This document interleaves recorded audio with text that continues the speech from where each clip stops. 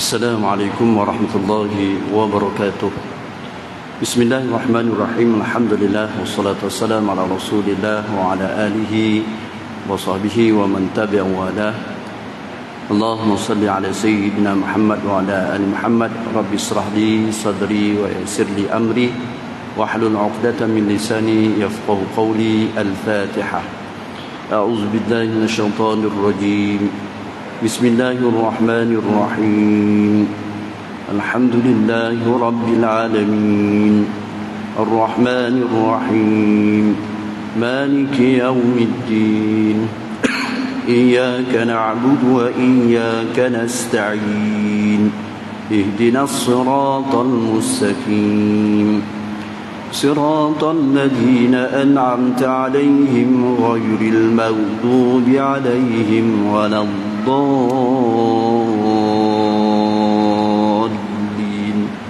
Amin. Tuan Imam, tuan-tuan minta Allah, alhamdulillah, syukur pada Allah SWT.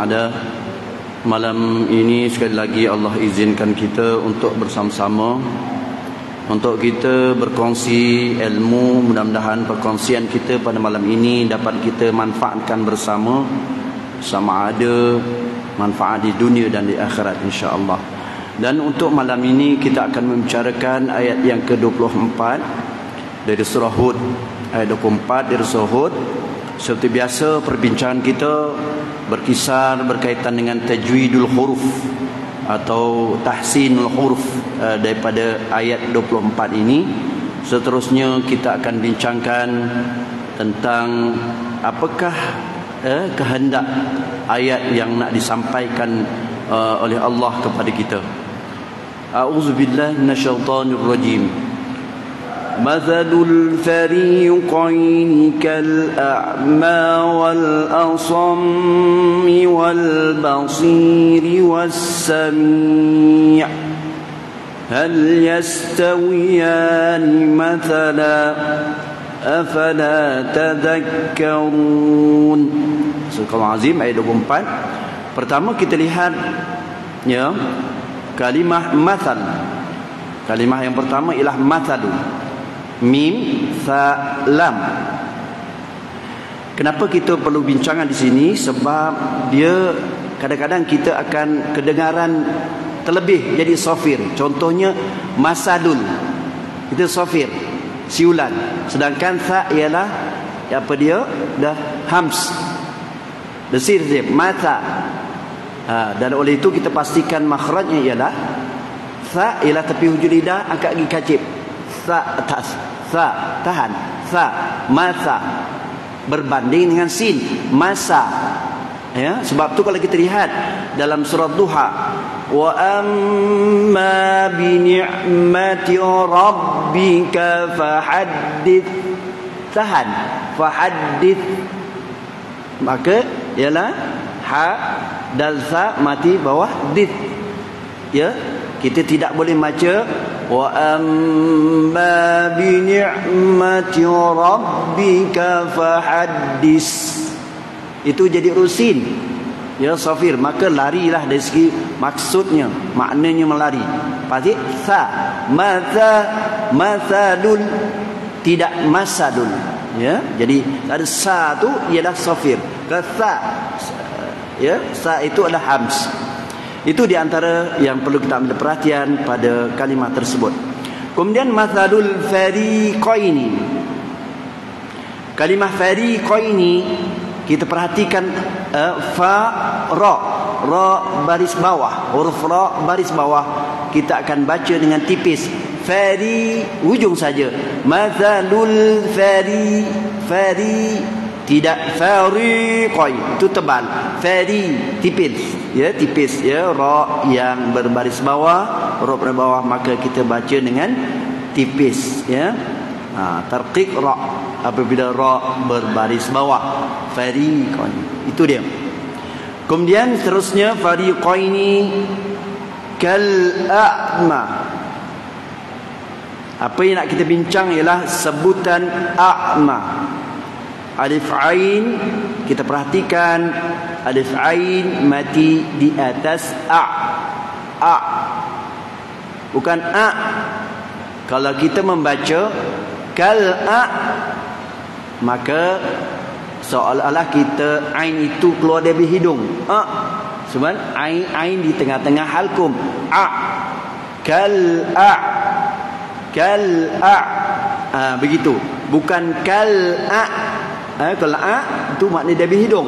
Tetapi kalau kita sebut kal'a, terbuka mulut sedikit, memastikan getaran di tengah-tengah halkum.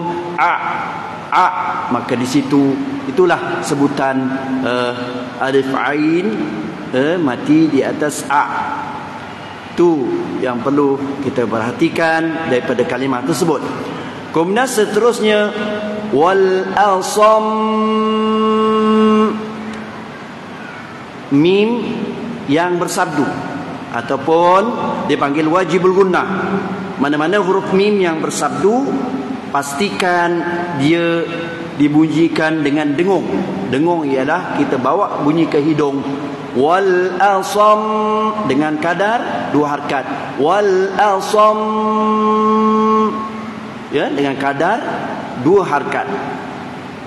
Itu seperti biasa. Macam kita summastawa 'alal arsy, ya. Amma yatasaalun. Mim yang sabdu, secara mudahnya mim yang bersabdu atau nun yang bersabdu, maka kita kena dengungkan bunyinya dengan kadar panjangnya 2 harakat. Bunyinya mesti keluar daripada hidung. Dengung keluar daripada hidung. Seterusnya wal basir, wal basiri. Pertama kita lihat huruf sad pada kalimah basir. Ya, so bagaimana menyebut sad? Ya, ujung lidah cara mudahnya angkat ke gigi atas, so. Terangkat bagai lidah, so. So. Si, su. Ya, so, si, su. Ya, sebab tu kita pastikan sad yang baris bawah. Kadang-kadang sad baris bawah kita tipiskan. Wal basiri. Jadi huruf sin. Pastikan wal basiri, wal basiri, si, so, si, so, si, wal basiri. Pastikan ba itu tidak wal ba. Ba di atas ba. Wal basiri, basiri. Ya, ba di atas ba, kemudian di hadapan yang sad, wal basiri, wal basiri. Agak, ya, penuh mulut itu, ya. Terbuka mulut, wal basiri. Tidak wal basiri. Bila wal basiri jadi huruf sin. Kenapa? Kerana huruf sad dan sin makhraj yang sama, cuma sifat yang berbeza. Makhraj iaitu ujung lidah agak di atas, kemudian sifatnya ialah sad ialah isti'la, sa. Berbanding sa, sin di atas, sa. So, sa. Si, si, su, su. Dia berbeza begitu. Pastikan wal basiri. Ya, okey. Itu berkaitan dengan huruf sad pada kalimah wal basir. Seterusnya was-sami'. Ya, was-sami'. Ya, pastikan ia berakhir dengan ain, ya, was-sami'. Itu dia. Seterusnya kita lihat jim, waqaf di situ jawaz. Jawaz harus berhenti di situ, waqaf di situ, dan tidak selepasnya, iaitu hal. Hal, ya. Itu kaedah dia. Sad lam ya atau qaf lam ya di situ jim, jim jawaz harus berhenti di situ, ya. Ataupun dia waqaf hasan. Waqaf hasan berhenti was-sami. Contoh kita membaca, ya, wal asammi wal basiri was-sami'.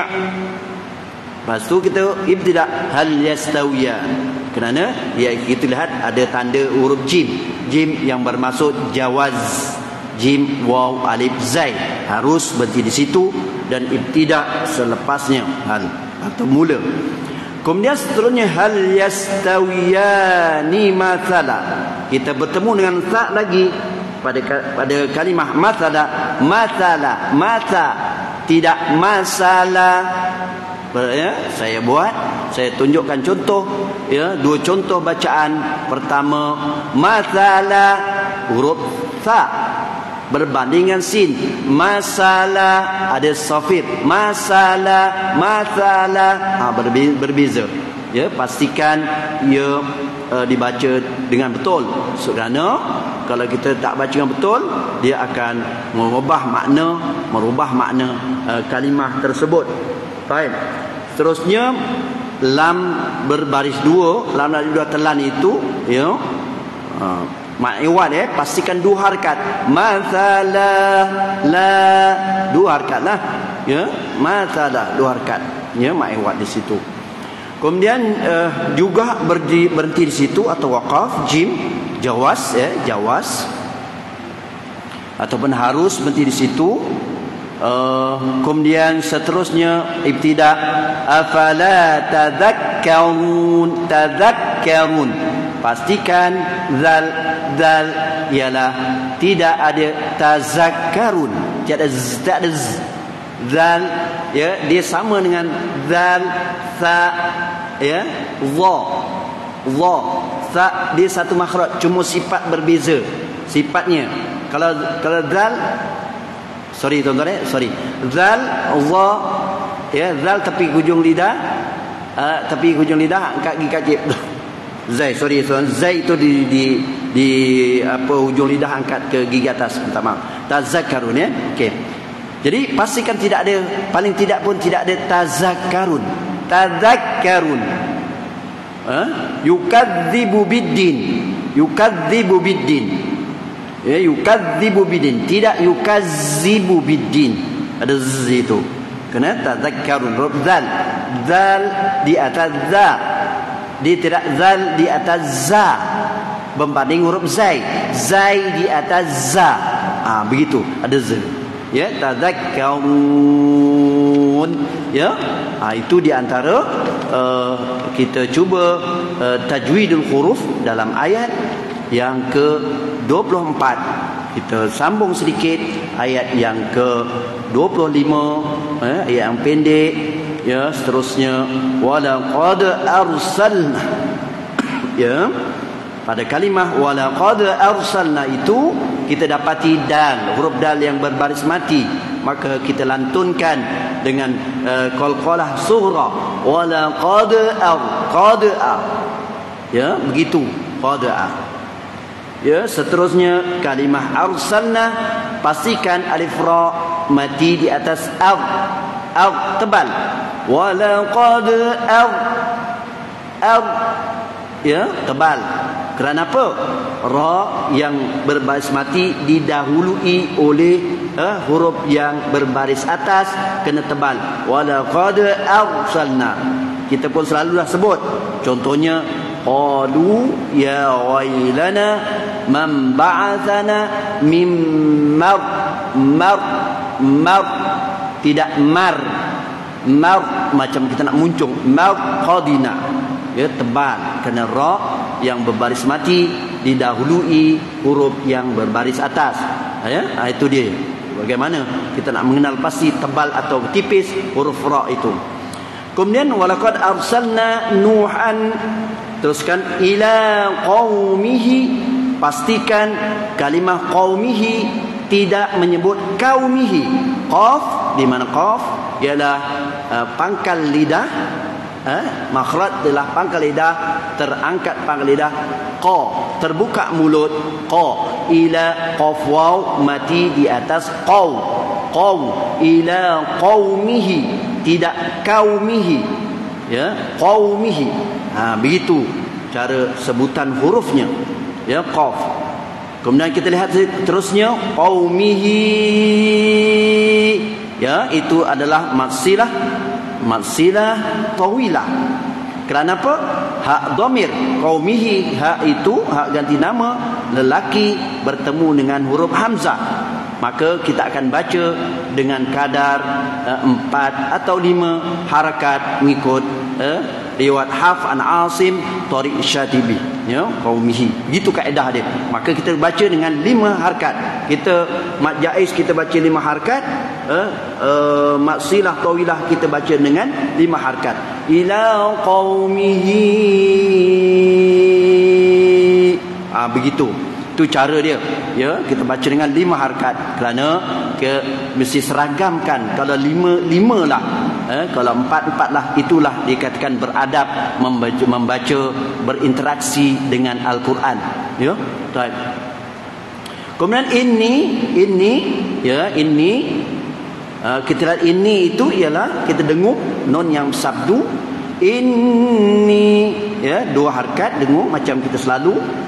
Ya, ini alif bawa i, alif non mati bawa in.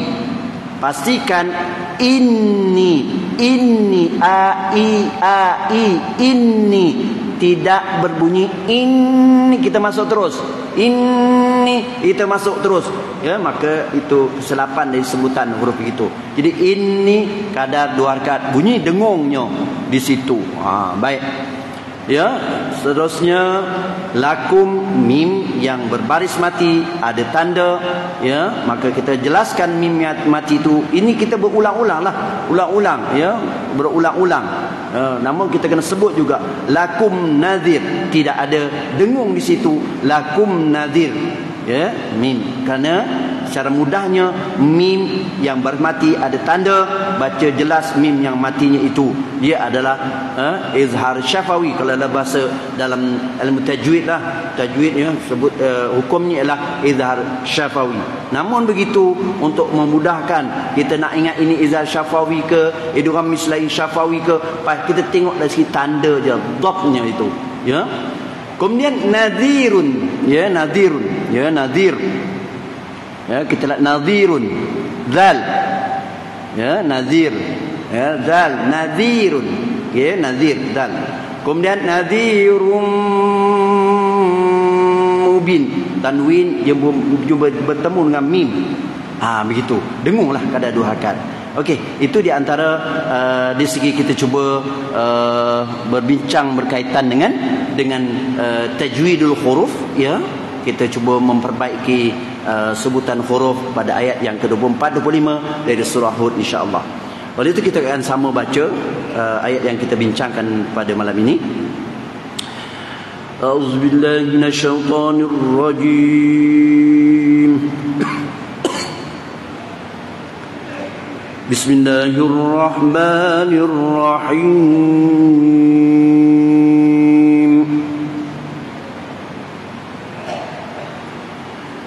مثل الفريقين كالأعمى والأصم والبصير والسميع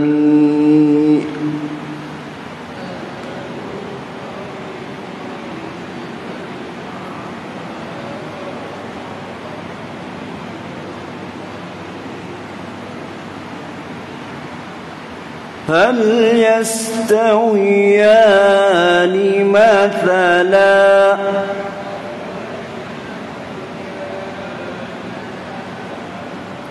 أفلا تذكرون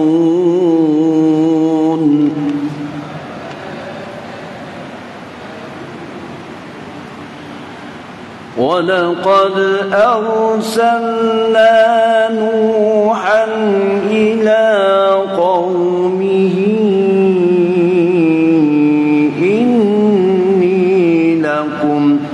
إني لكم نذير مبين.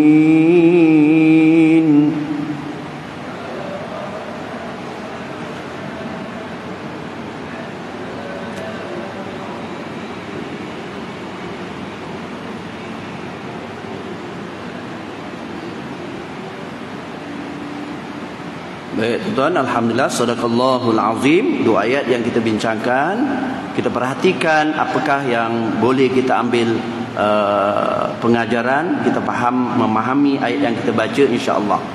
Dari sudut terjemahan merujuk Syekh Abdullah Muhammad Basami ini, bandingan 2 golongan, yakni orang yang kafir dan yang beriman, itu samalah seperti orang yang buta serta pekak dengan orang yang celik serta mendengar. Kedua-dua golongan itu tidaklah sama keadaannya. Setelah kamu mengetahui yang demikian, maka tidaklah kamu mahu mengambil peringatan dan insaf. Itu ayat yang ke-24 kita bincangkan itu. Kita lihat masalul fariqain. Kita melihat merujuk kepada apakah masal itu. Masal bermaksud perumpamaan. Allah membuat perumpamaan. Kenapa Allah mendatangkan kalimah masal itu atau perumpamaan? Tujuannya ialah untuk supaya kita berfikir, bertafakur, mentadabbur, memerhati ayat-ayat tersebut. Sebagai contohnya pada ayat yang lain, masalul ladzina yunfikuna amwalahum fi sabilillah kamasali habbah. Perumpamaan masalul ladzina yunfikuna amwalahum, orang yang menginfakkan harta mereka fi sabilillah pada jalan Allah, kamasali habbah, seperti bijian. Itu. Ataupun dalam ayat yang lain, wa masalu kalimatin thayyibatin asluha thabitun wa far'uha fis sama'. Allah buat perumpamaan satu kalimah yang thayyibah. Apa kalimah thayyibah? La ilaha illallah. Kamasali apa? Ya, masal wa masal thayyibatin kasajaratin, seperti pokok asluha, akarnya yang sampai ke bumi, akar tunjang sampai bumi, ya, dan dia punya pucuknya sampai ke mana? Ke langit. Nak supaya kita fikir kenapa Allah membuat perumpamaan sedemikian, supaya fikir menunjukkan bahawa bila pokok yang akar tunjangnya sampai ke bumi, ya, kemudian dia punya pucuknya sampai ke langit, ialah sesuatu yang memang kuat, memang tak boleh nak dia walaupun angin kencang pun tidak boleh nak merobohkan pokok tersebut. Apa yang umpama itu ialah kalimatin thayyibah. Apa kalimah thayyibah? La ilaha illallah. Itu kenapa Allah menggunakan perkataan masalu, ya, supaya kita berfikir, mengkajinya, bertafakur dan sebagainya. Tapi ayat ini ialah supaya kita berfikir. Masalul fariqaini fariqaini kal a'ma wal asami wal basid was sami. Apa dia? Masalul fariqaini merujuk kepada safah ini ialah Allah buat perumpamaan dua kelompok. Kelompok apa dia? Fariq al-mu'minin, iaitu kumpulan mukmin. Satu lagi fariq al-kafirin. Dua kelompok ini. Fariq mukmin, fariq kafirin. Dia seperti apa? Allah menyebut fariq al-kafirin ini, kumpulan ini, kal a'ma wal asam. Ya, apa dia? Orang-orang kumpulan kafir ini, orang kafir ini, dia kal a'ma. A'ma ni apa tuan-tuan? Buta. Asam apa dia? Bisu. Tu dia. Maknanya Allah buatkan seperti orang kafir, seperti orang yang buta dan bisu, berbanding dengan kumpulan mukmin. Mukmin ialah wal basir was sami. Apa wal basir was sami? Ialah, ya, dapat melihat dan mendengar. Itu dia. Jadi Allah buat perumpamaan. Kenapa Allah buat makan orang kafir ni buta? Sebab apa? Orang kafir tidak melihat, tak boleh melihat sesuatu kebenaran walaupun telah didatangkan hujah daripada Rasul sallallahu alaihi wasallam, walaupun didatangkan hujah oleh Allah Subhanahu wa taala. Sama ada hujah itu datang daripada Al-Quran atau hujah daripada melihat alam ini. Itulah orang-orang kafir, tidak mau menerima sama sekali.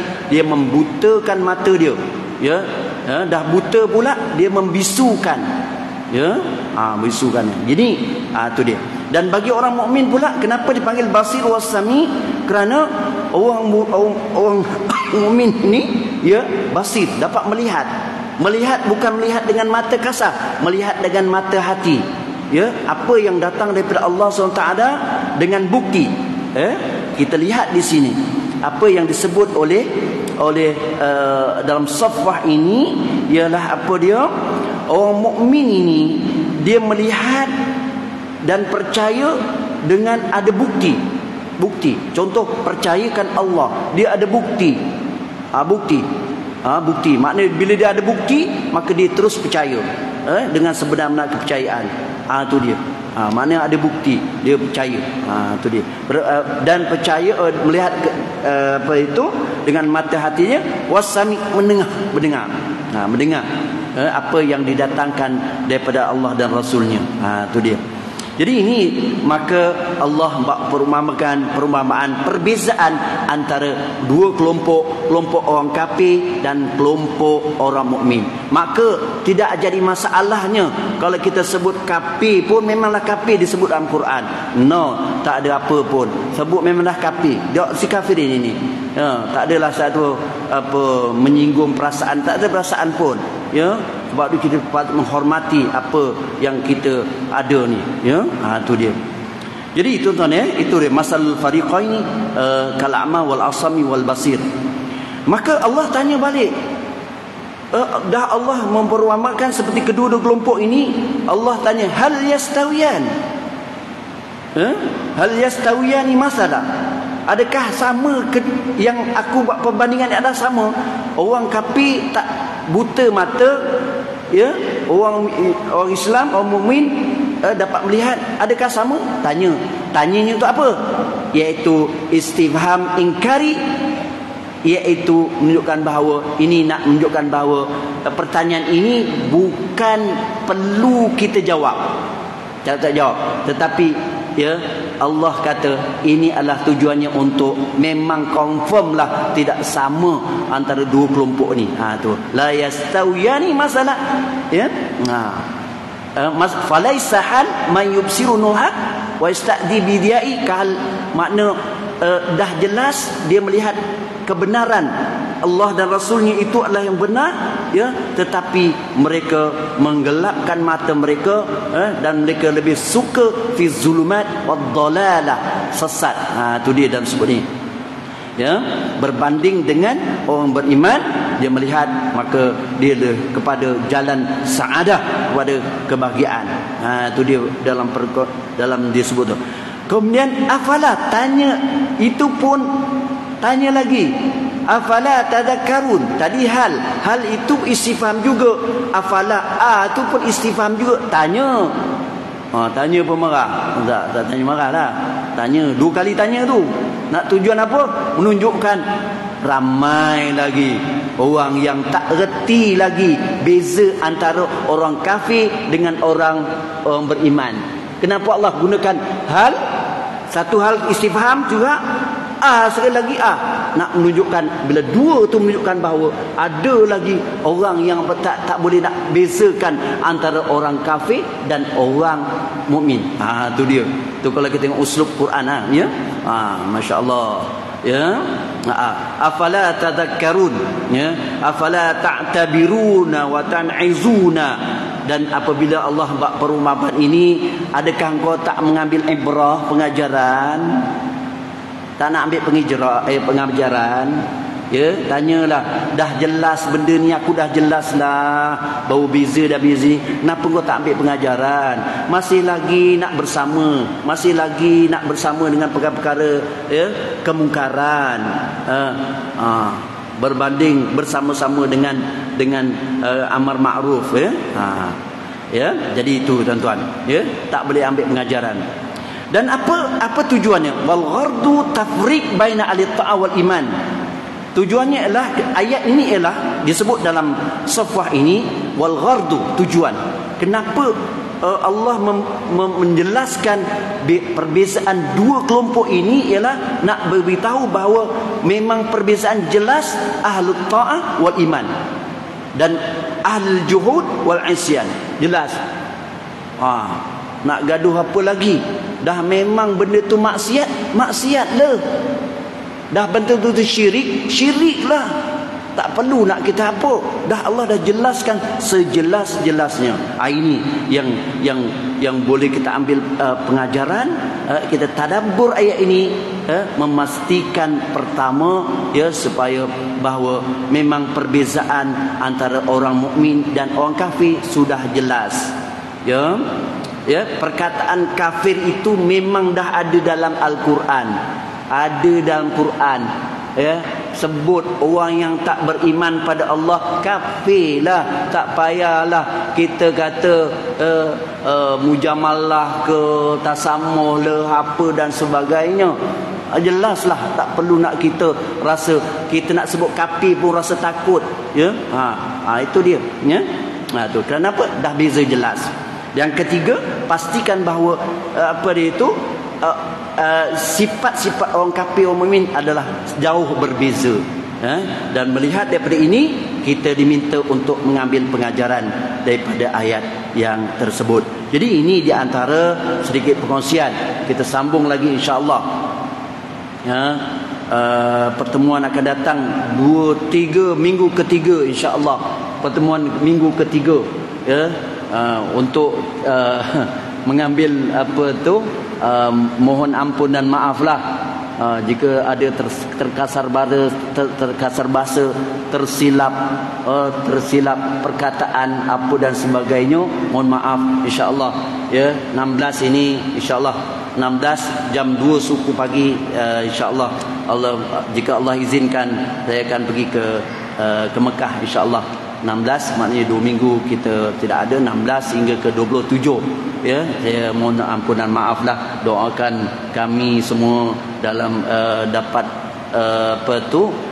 pemusafiran ini, pemusafiran yang sentiasa mendapat rahmat Allah SWT dan dimudahkan segala urusan insya-Allah. Ya, itu saja daripada saya atas perkongsian ini. Kita sambung walaqad arsalna, kita akan sambung pada minggu yang datang kerana dia adalah perenggan yang lain. Ya, kita bincangkan perenggan yang lain, persoalan cerita yang lain. Aku qouli hadza astaghfirullah li wa lakum. Assalamualaikum warahmatullahi wabarakatuh. A'udzubillahi samil alim minasyaitonir rajim. Bismillahirrahmanirrahim. Alhamdulillahirabbil alamin. حمدا حامدين حمدا شاكرين حمدا يوافي نعمه ويكافئ مزيده يا ربنا لك الحمد كما ينبغي لجلال وجهك وعظيم سلطانك اللهم صل على سيدنا محمد وعلى آل محمد اللهم فقهنا في الدين اللهم فقهنا في الدين اللهم فقهنا في الدين وعلمنا تأويل اللهم ارحمنا بالقرآن واجعله لنا إماما ونورا وهدى ورحمة اللهم ذكرنا منه ما نسينا وعلمنا منه ما جهلنا وارزقنا تلاوته آناء الليل وأطراف النهر واجعله لنا حجة يا رب العالمين اللهم زينا بزينة القرآن وأكرمنا بكرامة القرآن وادخلنا الجنة بالشفاعة القرآن اللهم اغفر لنا ذنوبنا ولوالدينا وارحمهما كما ربونا صغارا وجميع المسلمين والمسلمات والمؤمنين والمؤمنات الأحياء منهم والأموات ربنا آتنا في الدنيا حسنة وفي الآخرة حسنة وقنا عذاب النار وصلى الله على سيدنا محمد وعلى آله وصحبه وسلم والحمد لله رب العالمين سبحانك الله وبحمدك أشهد أن لا إله إلا أنت أستغفرك وأتوب إليك بسم الله الرحمن الرحيم والعصر إن الإنسان في خسر إلا الذين آمنوا وعملوا الصالحات وتواصوا بالحق وتواصوا بالصبر صدق العظيم والله أعلم بالصواب.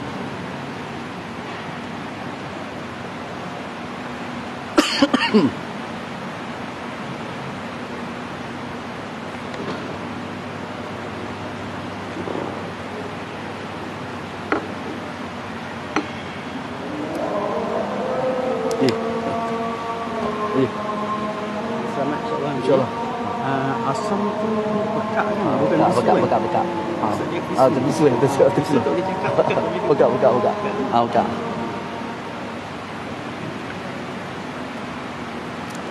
Okey, terima kasih.